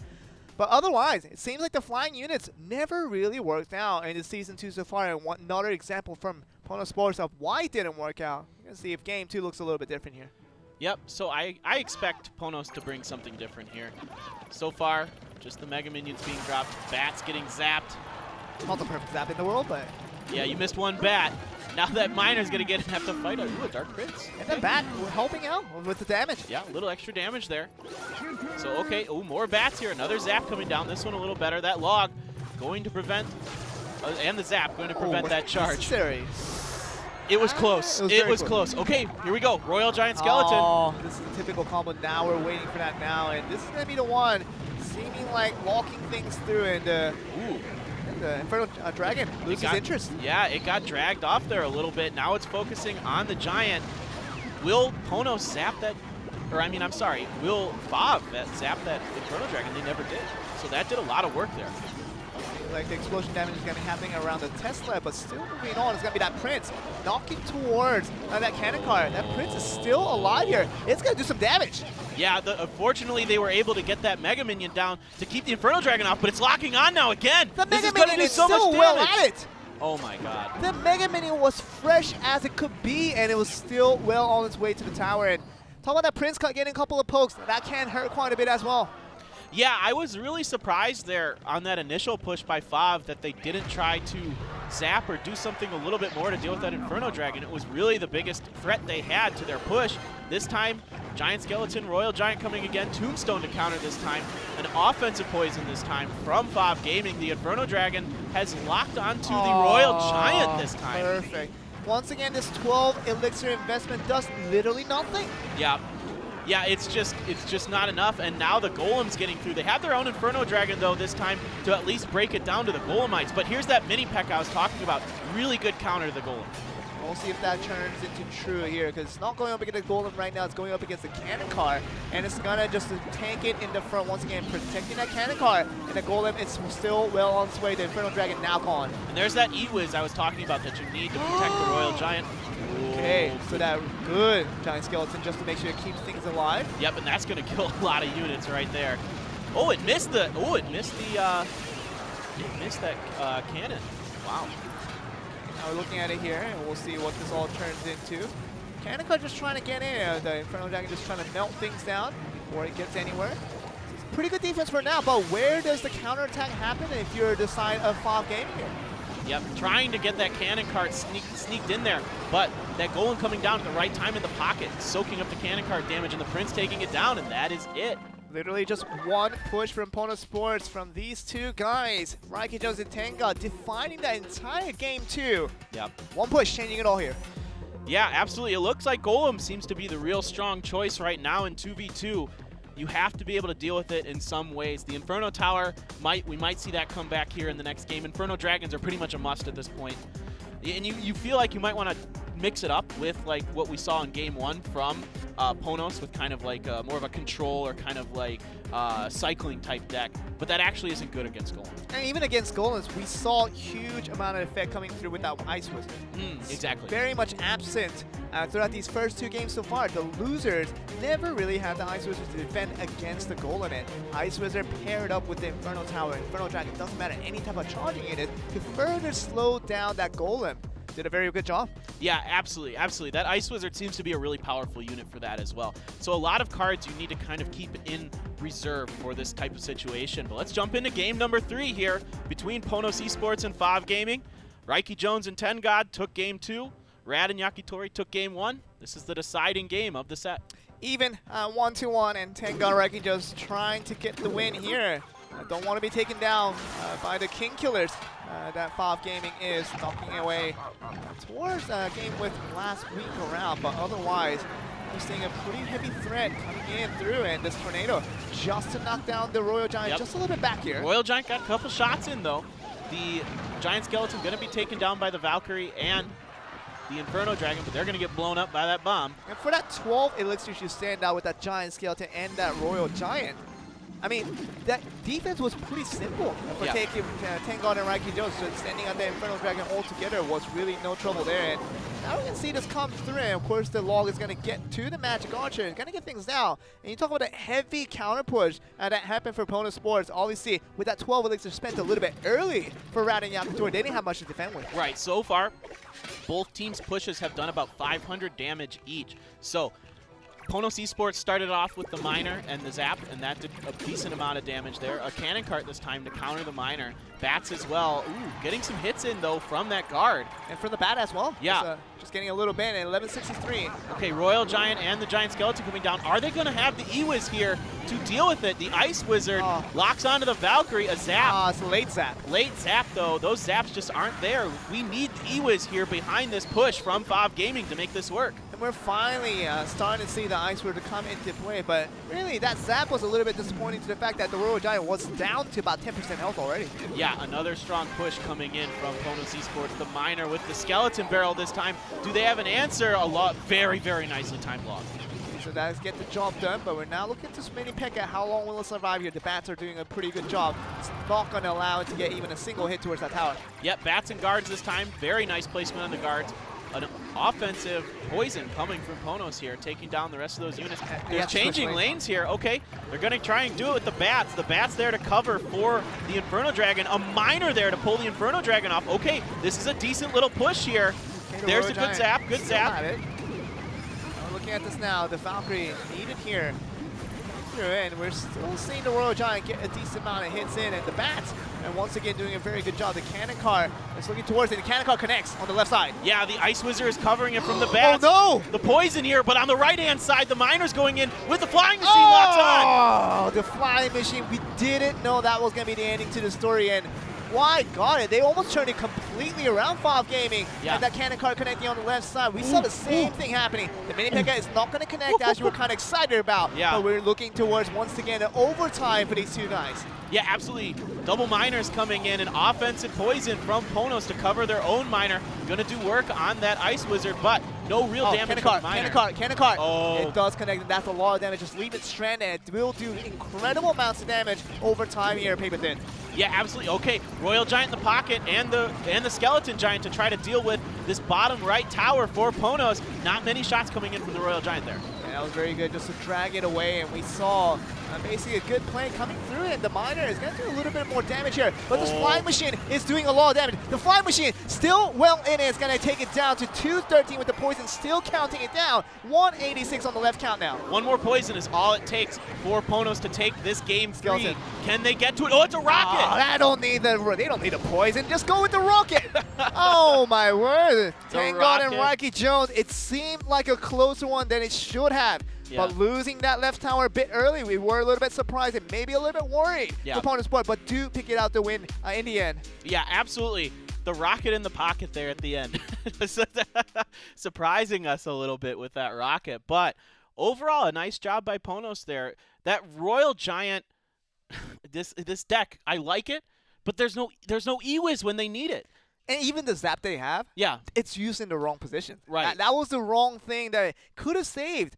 They didn't want to. Of course, they wanted to save the Royal Giant. Makes sense, but you know, when you do already lose 90% of your HP already from the Infernal Dragon, you don't zap it then. You already basically lost an entire unit, and maybe save it when the Infernal Dragon's locked onto the Giant Skeleton makes a lot more sense in that instance. But looking back and tracking back to what the plays have been made with that specific deck, with the Royal Giant, actually the Giant Skeleton, makes a lot of sense when you want to charge that 12 Elixir unit up front from the bridge. But you got to make it execute and make it work, and E-Wiz wasn't there. The zap was at the wrong time. Not a good play coming in from the other side. Yeah, exactly. I mean, if you're going to commit that much Elixir to a push that only does maybe 500 damage because you're getting like 2 shots out of the Royal Giant or something like that, you're just better off doing like Miner Poison. Something like that. You're going to get about the same amount of damage out of a Miner and a Poison if they're left untouched as you would out of the Royal Giant Skeleton push. So it's a little, you got to find a way to make that work a little better. And it was basically just 12 Elixirs with Giant Skeleton and Royal Giant all coming through. But what was the defense coming in from PONOS Sports? It was literally just Infernal Dragon and Valkyrie to handle the Giant Skeleton. 8 Elixirs. Right. You winning up 4 Elixirs every single time. You don't lose much from it. Right. The Valkyrie does so much damage. And it's a good, actually the Valkyrie is a pretty good counter to the Royal Giant, even on its own, even 1v1. The Royal Giant goes down pretty quick to the Valkyrie. All right.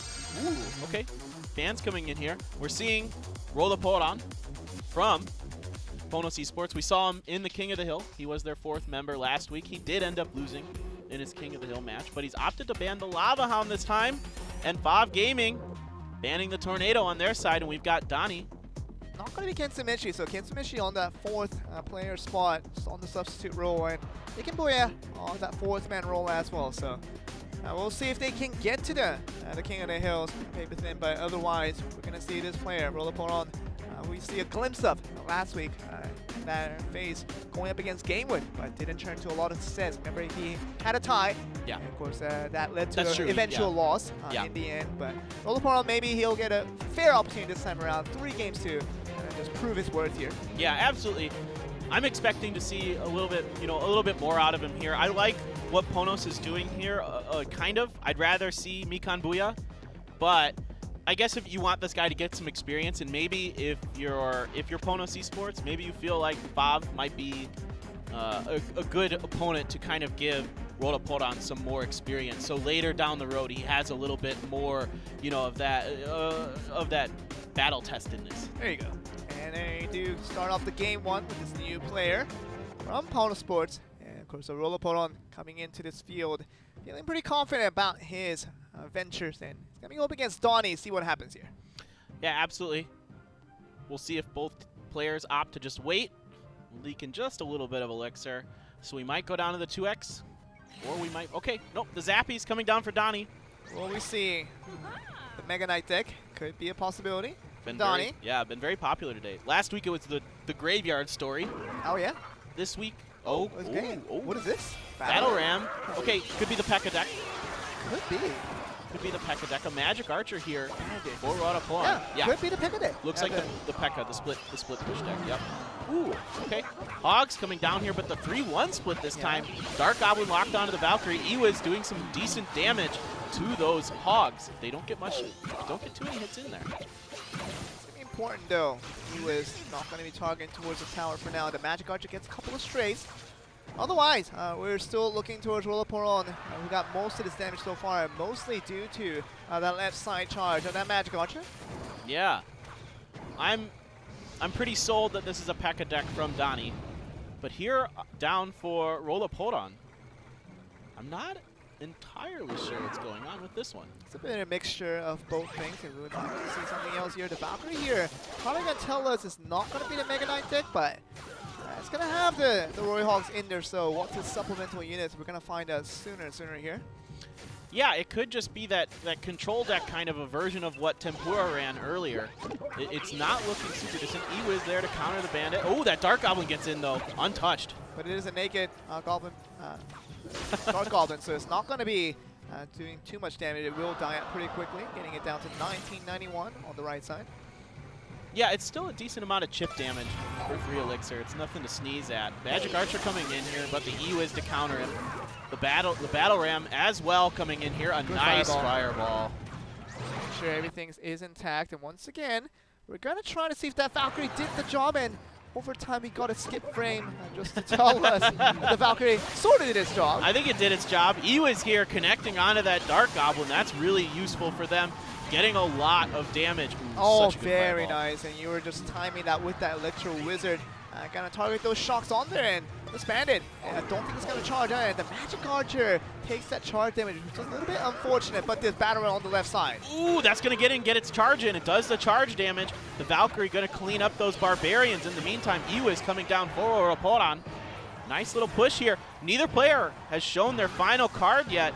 I feel like Donnie's got to find a time to drop that P.E.K.K.A if he's sitting on it. If that is what it is. It could be something else, but it feels like P.E.K.K.A. Yeah, it seems like that's what he's waiting for here. The bandit is still ready to play, and just going to follow those Royale Hogs up the stands here. And no fireball. No fireball means that the Royale Hogs can go all into one lane and get maximum value here. Yeah, that's so much damage. A Barbarian gets in, gets a couple slashes in.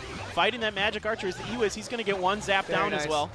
Seems like Royale definitely has this under control now. 775 on the right side means that this bandit and this battle ram has to be defended for very well. Very nice zappy just to make sure this battle ram does not get into charge, and it takes the soak of the damage from the bandit as well. Very nicely done. Yep, good fireball there. The zappies don't do a ton of damage to the Princess turrets if there's just 2 of them. 3 of them, it can get a little scary because they keep that Princess tower pretty well locked down. But, you know, Donnie's coming back here. He's got 709 in that left-hand turret of Royale. Yeah, that battle ram has been really troubling him, and it seems like Royale are having a tough time with this already, and the bandit is going to be eventually taken out, but this Iwa is here just trying to target that little Dark Goblin, but it's not going to get the full shock onto it. But now we see the Royale Hogs on the right side. Do they have anything for this? Fireball doesn't seem like it's available for the side of Donnie, and he seems to take a lot of damage here. Is this going to be a rocket from Royale? Is that his last card? Are Okay. both players hanging on to a rocket or something like that? They're fairly similar decks, but Donnie just didn't, okay. We don't know. Now without this battle ram here, the P.E.K.K.A finally comes P.E.K.K.A through. for Royale. Okay. This is going to be perfect against the battle ram. Just going to one swipe the barbarians every single time from those battle rams. Now we see Iwa very nicely taken care of on the right side, so no danger threats now. On the right side, what are we going to see from Donnie? Yeah, he's got to find some way to... Magic Archer! The Magic Archer is still moving through. What we're going to defend from here, of course, we're still looking at only a couple elixirs. The battle is not going to connect. Valkyrie, very nicely done. Royale, very focused. One swipe. Is it going to be 2? Just one swipe here, but here comes the Hogs. Nice fireball, though. Okay, okay. He managed to defend it there. He had to use fireball and zap.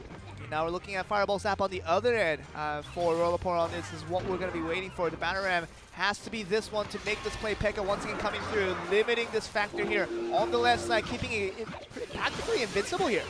Yeah, this P.E.K.K.A soaking up a lot of damage for the rest of his units, really allowing him to make a strong push here. This should buy him enough time to Fireball Zap, which will be really close. I don't know if it's quite enough. Fireball Zap really should close. be enough. I think it should be enough, but I'm just trying to read it a little bit difficult here, but 288, Magic Archer just trying to go for that cheeky penetrate through and see if he can get the shot towards the tower. Yeah, Rotoporon playing very safe here, just trying to prevent any damage from being done. Okay, here it comes. He's got a Fireball Zap. Okay, but the Magic Archer's going to get through, and that will be it. And we were trying to get the Fireball towards the Magic Archer. Would have been nice, but didn't have enough range on that one. And Rotoporon comes up with this Game 1 victory. Yeah, a little bit of a new variation on the P.E.K.K.A deck there with the Royal Hogs and P.E.K.K.A. Usually we see it from time to time, but the Magic Archer coming in there as well. Valkyrie, a really nice little control deck almost with a kind of a beatdown mixture with the P.E.K.K.A at the end. We never even saw Donnie's last card. He never played it. I'm like 99% sure it's a P.E.K.K.A, but I don't know why he didn't play it. What would he use it against? I mean, you can't use it against the Royal Hogs, obviously. It's going to be terribly slow to get those attacks through, but... Yeah, you're just looking to soak up damage somewhere, but at the end of the day, it doesn't do much against the Royal Hogs. I guess he just doesn't have time to play it. There's just no reason to. And 7 elixirs for a certain type of push. Against the Battle Ram, it makes a lot of sense. Just get the wood carvings out of there and get those 2 barbarians one chomp at a time. That will get it up, and that will already be worth that 7 elixirs on that left side. But that's true. Yeah, but on the right side, all those chip damages were coming in. We know P.E.K.K.A only attacks 1 unit at a time, and if you're on the side of the right side, for Donnie, really no chance to summon the P.E.K.K.A. Yeah, that's really true. Now that I think about it, the way that those cards were cycling, there was no real unit to use the P.E.K.K.A against. It would never be worth it. Yeah, the only thing you want to maybe kind of fight it against is the Valkyrie, but by the time the Valkyrie's crossing the bridge, it's already down to like half health, right? Exactly. Yeah. You're not really worried about Valkyrie putting out the damage, it's about the supporting units from the back end. Right. If you are looking towards summoning the P.E.K.K.A, you gotta have a fun answer to what you're trying to summon it against and trying to get maximum value out of it. Definitely out of all the units that was sent by Rotoporon from the bottom side, there was nothing that was really going to be worth it to summon the P.E.K.K.A from the top side. Yeah, absolutely. I think at the end of the day, you're right, Joel. And it was kind of interesting because there was one reason for Rotoporon to use his P.E.K.K.A, and that was against the Battle Ram. That was the perfect value for it. He revealed it at the very end here, keeping it of a secret and put it in as a surprise factor. And that kept him off guard, so it seems that we're having an extended time, but we might just move on to Game 2 here. But PONOS Sports, after picking up this set 1, now this set 2 looks like it's in a match point. Rotoporon 1 game away from picking his team another victory here. Yeah, absolutely. Let's see if he can do it. An impressive showing there in Game 1. Very good defense from him at the end to make sure that he doesn't overcommit and try to take down that top right Princess turret, maybe with that Fireball Zap, and maybe it's not quite enough damage or something. I thought it was, but I wasn't sure. It looked like he wasn't sure either, so he was just waiting on it to try to get the right timing for his attacks. So, both players so far hanging on to things. Are we going to go to double elixir, or will one of them opt to play something? Neither player really thinking too much about it, it looks like. Okay, now I'm looking at this Fireball damage, 201. Right, Fireball's about 200, and Zap is what, about like 56. 56, so it wasn't enough. It wasn't going to be enough, so 257 would have been the final damage of that Fireball Zap onto that Princess Tower, so now we're looking at this. We have a lot of time to talk about stuff, it seems like, because it seems like Rotoporon and also Donnie may be waiting for that one big push and not even need to cycle a Zap or anything like that. Yeah, the real question here, Joel, is where does all this elixir go? It's being leaked. Where in the world of Clash Royale does it go? Let's not talk about environmental pollution. We have enough of those already in this world, and they're just dumping trophies into the river, Joel. Man, that river still looks quite clean, though, despite... It is clean, despite the trophies that randomly fall into it sometimes. Hey, you know what it is? The trophy, I do look at it a couple of times here and there, but... And what are those gears doing on the left-hand side? Like, what's going on there? Like, they look like they're attached to some kind of, like, drawbridge mechanism, but... Which one? Look at the gears on the left. Yeah, I see What are they doing? What is that? What are they making? We don't know the world that is revealed on the left side of that entire map. Might be an entire ocean that we don't know, and maybe a dam to close it, to open it up just to control the water flow. Yeah, the river's probably powering that device, whatever it is, but I want to know what it's making. You know what I know? You know what I want to know? Maybe I don't want to know. I want to know what's going to happen here, because still not a single card has been played. 1 minute has passed. Okay, a Zap. Neither player is playing anything. What? Okay, a witch. So my pitch. All right. Okay. Giant. Okay. Double beat down here. Oh, it's going to be Giant on both sides. Kind of left my mind here. Cannon cart to defend. He's got to get a little more damage there. Yep, okay. Ooh, a nice Fireball. Fireball out of there just to make sure everything is on and through. 1700 on the first push for Rotoporon. the right push is still ongoing here. Oh my gosh, 2 witches. Okay, a nice poison here from Donnie to counter these witches. Gonna get a few swipes in from a giant of his own. The bats are starting to hit it as well, so quite a bit of damage coming through. An even trade for both teams so far. The cannon cart not within range. The defensive miner, just to make sure none of these ranges can get the crucial damage on, but it does lock onto the cannon. That doesn't come into range, and we're going to see a second push coming in from Donnie. Yep, here comes that poison again. Gonna get a lot of value out of that on the witch and the Mega Minion. The Dark Goblin, though, doing some work. It really is, and keeping it down to 12-12. The Log is going to do its part on the left side, and we're going to see a counter push now coming from Roloporon with the Lumberjack supporting the Giant now. What are we going to see from here? Yeah, that Lumberjack's going to do work on that Royal Ghost. The Fireball as well. Oh, this is going to be so much damage. That's going to be the Raged Up Giant is going to go for that single push, and that Giant and that Miner to finish off this game, and a Rage all the way here. With that Lumberjack got a significant amount of damage on that right side, on the left side, and Roloporon does come out as the winner. Yeah, absolutely. Lumberjack on its own is a little bit better against the Royal Giant than vice versa, and then it drops that Rage for that Giant to just start doing work, and he follows up with the Miner, which also catch the Raise. So really nice push there from Roloporon to take that final game and give PONOS Esports the win in that match. 1700 HP was the assignment for Roloporon for that last push to get the win, and he does collect a very easy win for his team. Once again, PONOS Sports picking up once again a 2-0 victory over their opponents, and it seemed like FOF Gaming was putting up a fight for those first 2 sets, but didn't seem to be the case. Yeah, the first game was really close between Roloporon and Donnie. But that second game, they both waited until the end, and all it takes when you wait that long is that one push. You're just trying to make that one push work. The Knights and, the witches, I'm sorry, not the Knights, the witches that were defending against the right-hand side were doing just enough against the Night Witch and the Giant, even though he had the poison to do damage to the witch. But, guys, we're going to jump into an interview now with PONOS Esports.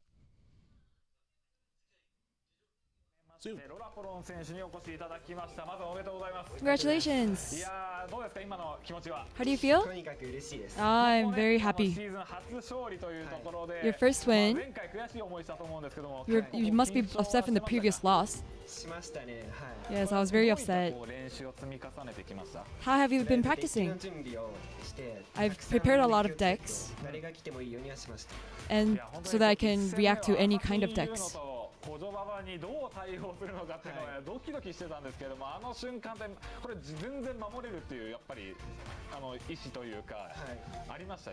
do you have this will to protect your cards and protect your team? Did you think that you could win this game today? It was a very dangerous game today, so I didn't expect it. And the fireball that you tied to defend. Where do you think the game was decided? When the Giant came out,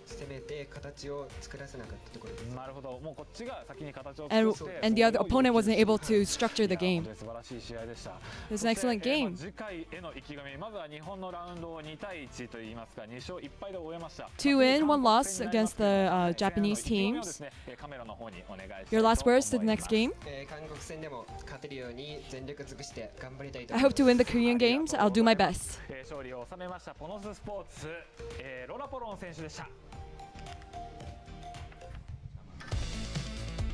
So we got to hear from Roloporon after their win, and I told you it was going to be the blue side. I knew it all along. PONOS Sports winning out 2 series against DetonatioN Gaming and FOF Game, making them look like fools, 2-0 all the way through. Yeah, it was really, really good stuff from the teams we expected to win.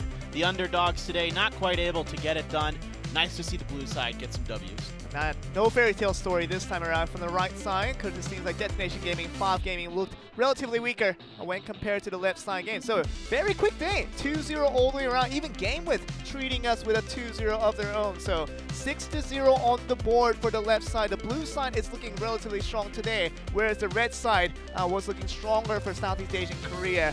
But we will get to the next matchup, which will be all the more important after the standing. Now GameWith standing up at the top. They do have more of these sets. It's going to be +1 for them. That's going to put PONOS Sports down in second place. Yeah, absolutely. PONOS, though, looking very strong, so not too much different from last season. GameWith and PONOS coming out on top of the Japanese region. Sandbox and Kingzone on top of the Korea region. Kicks and AHQ. So not too much that's different out of these. Now, of course, last season Sandbox did not do well early in Season 1 of Clash Royale League Asia. So that's one of the bigger differences we're seeing here. They're really starting to come into their own. And the only undefeated team right now out of this first 2 weeks is going to be Sandbox. And they're going to be up next week to face up against these tremendous Japanese teams. Yeah. And the last time around, we knew that the Japanese teams really pummeled them down and Korean teams had no answer to fight back. And we're going to go to week 3, of course, next week starting next Friday, and be really excited about the fact that Korean teams, especially from Sandbox, can they put up a good fight against these tremendous Japanese teams we know? Yeah, absolutely. I'm really looking forward to this. I'm really looking forward to see Sandbox go against PONOS and GameWith. I want to see how much Sandbox has improved. So far, yeah. But we're going to have to wait until Saturday to get to see that, because on Friday will be all about Kingzone, OGN, and OP Gaming going up against GameWith, PONOS Sports, and FOF Gaming for that Friday matchup as we are joined in Seoul, Korea for OGN Stadium. We're going to be here right with them, broadcasting you from you guys from live, and we're going to start off September 7th on that Friday, 7 p.m. Korean Standard Time. And that's going to be the same all the way through from Friday, Saturday, and Sunday. So you can join us then for, once again, a great action the first week we're going to have for the conference division. Yeah, absolutely. Really exciting stuff to see next week. Sandbox versus DetonatioN on Saturday. Kingzone Dragon X versus PONOS Sports. OG and Entis, a team that we haven't talked a lot about because they're 0-3. They're only team who doesn't have a match win so far this season. It just means that the one team that gets all the wins means there's another team in that same region getting all the losses. That means Sandbox really trenching off of OG, and it's not giving him a single chance to come up with these wins here. OG really needs to look for the wins, but starting from week 3 is when they're going to have their best hopes. Yeah, absolutely. I mean, can they turn it around, especially against the Japanese teams? They got blanked against the Korean teams. Now they've got to climb an even tougher hill to face these Japanese teams next week. I'm curious to see if they can do it. Can this man one crown that they've talked about so much really get it done for them? But the Japanese teams continue to look strong. All of them play very well. We saw that today where they played very close matches. There was very few times where a team just completely got wiped in their match. Usually they traded back and forth. So the games were close. Even though they're all 2-0s, 2-0s, they were mostly very close today. And the more and more so this system gets further refined, and we have these game modes where all 4 members get very much involved into giving your team a win. It just means it can't be a one-man show anymore. Even towards PONOS Sports, they can't rely on Mikan and Bouya to get everything done. You have to have all 4 members contributing. Means that OG and Entis, they can't just rely on that one player called one crown. You gotta have all 4 members contributing. Yeah, absolutely. You know what this kind of reminds me of, this format, is actually the way that competitive swimming works. Okay. Because you have the individual on your team that competes in the races, well, you know, and then you have the relays where the teams come together to work together, similar to the 2v2. Exactly. But you get the points for your whole team. So I think it's actually kind of interesting how this works. And in the Olympics, it's all about the medals that are gained by individual, but all accumulates to a country's overall standings by how many gold medals you have, silver and bronze, all together. Yeah. And so that all goes together to this refined system that we have.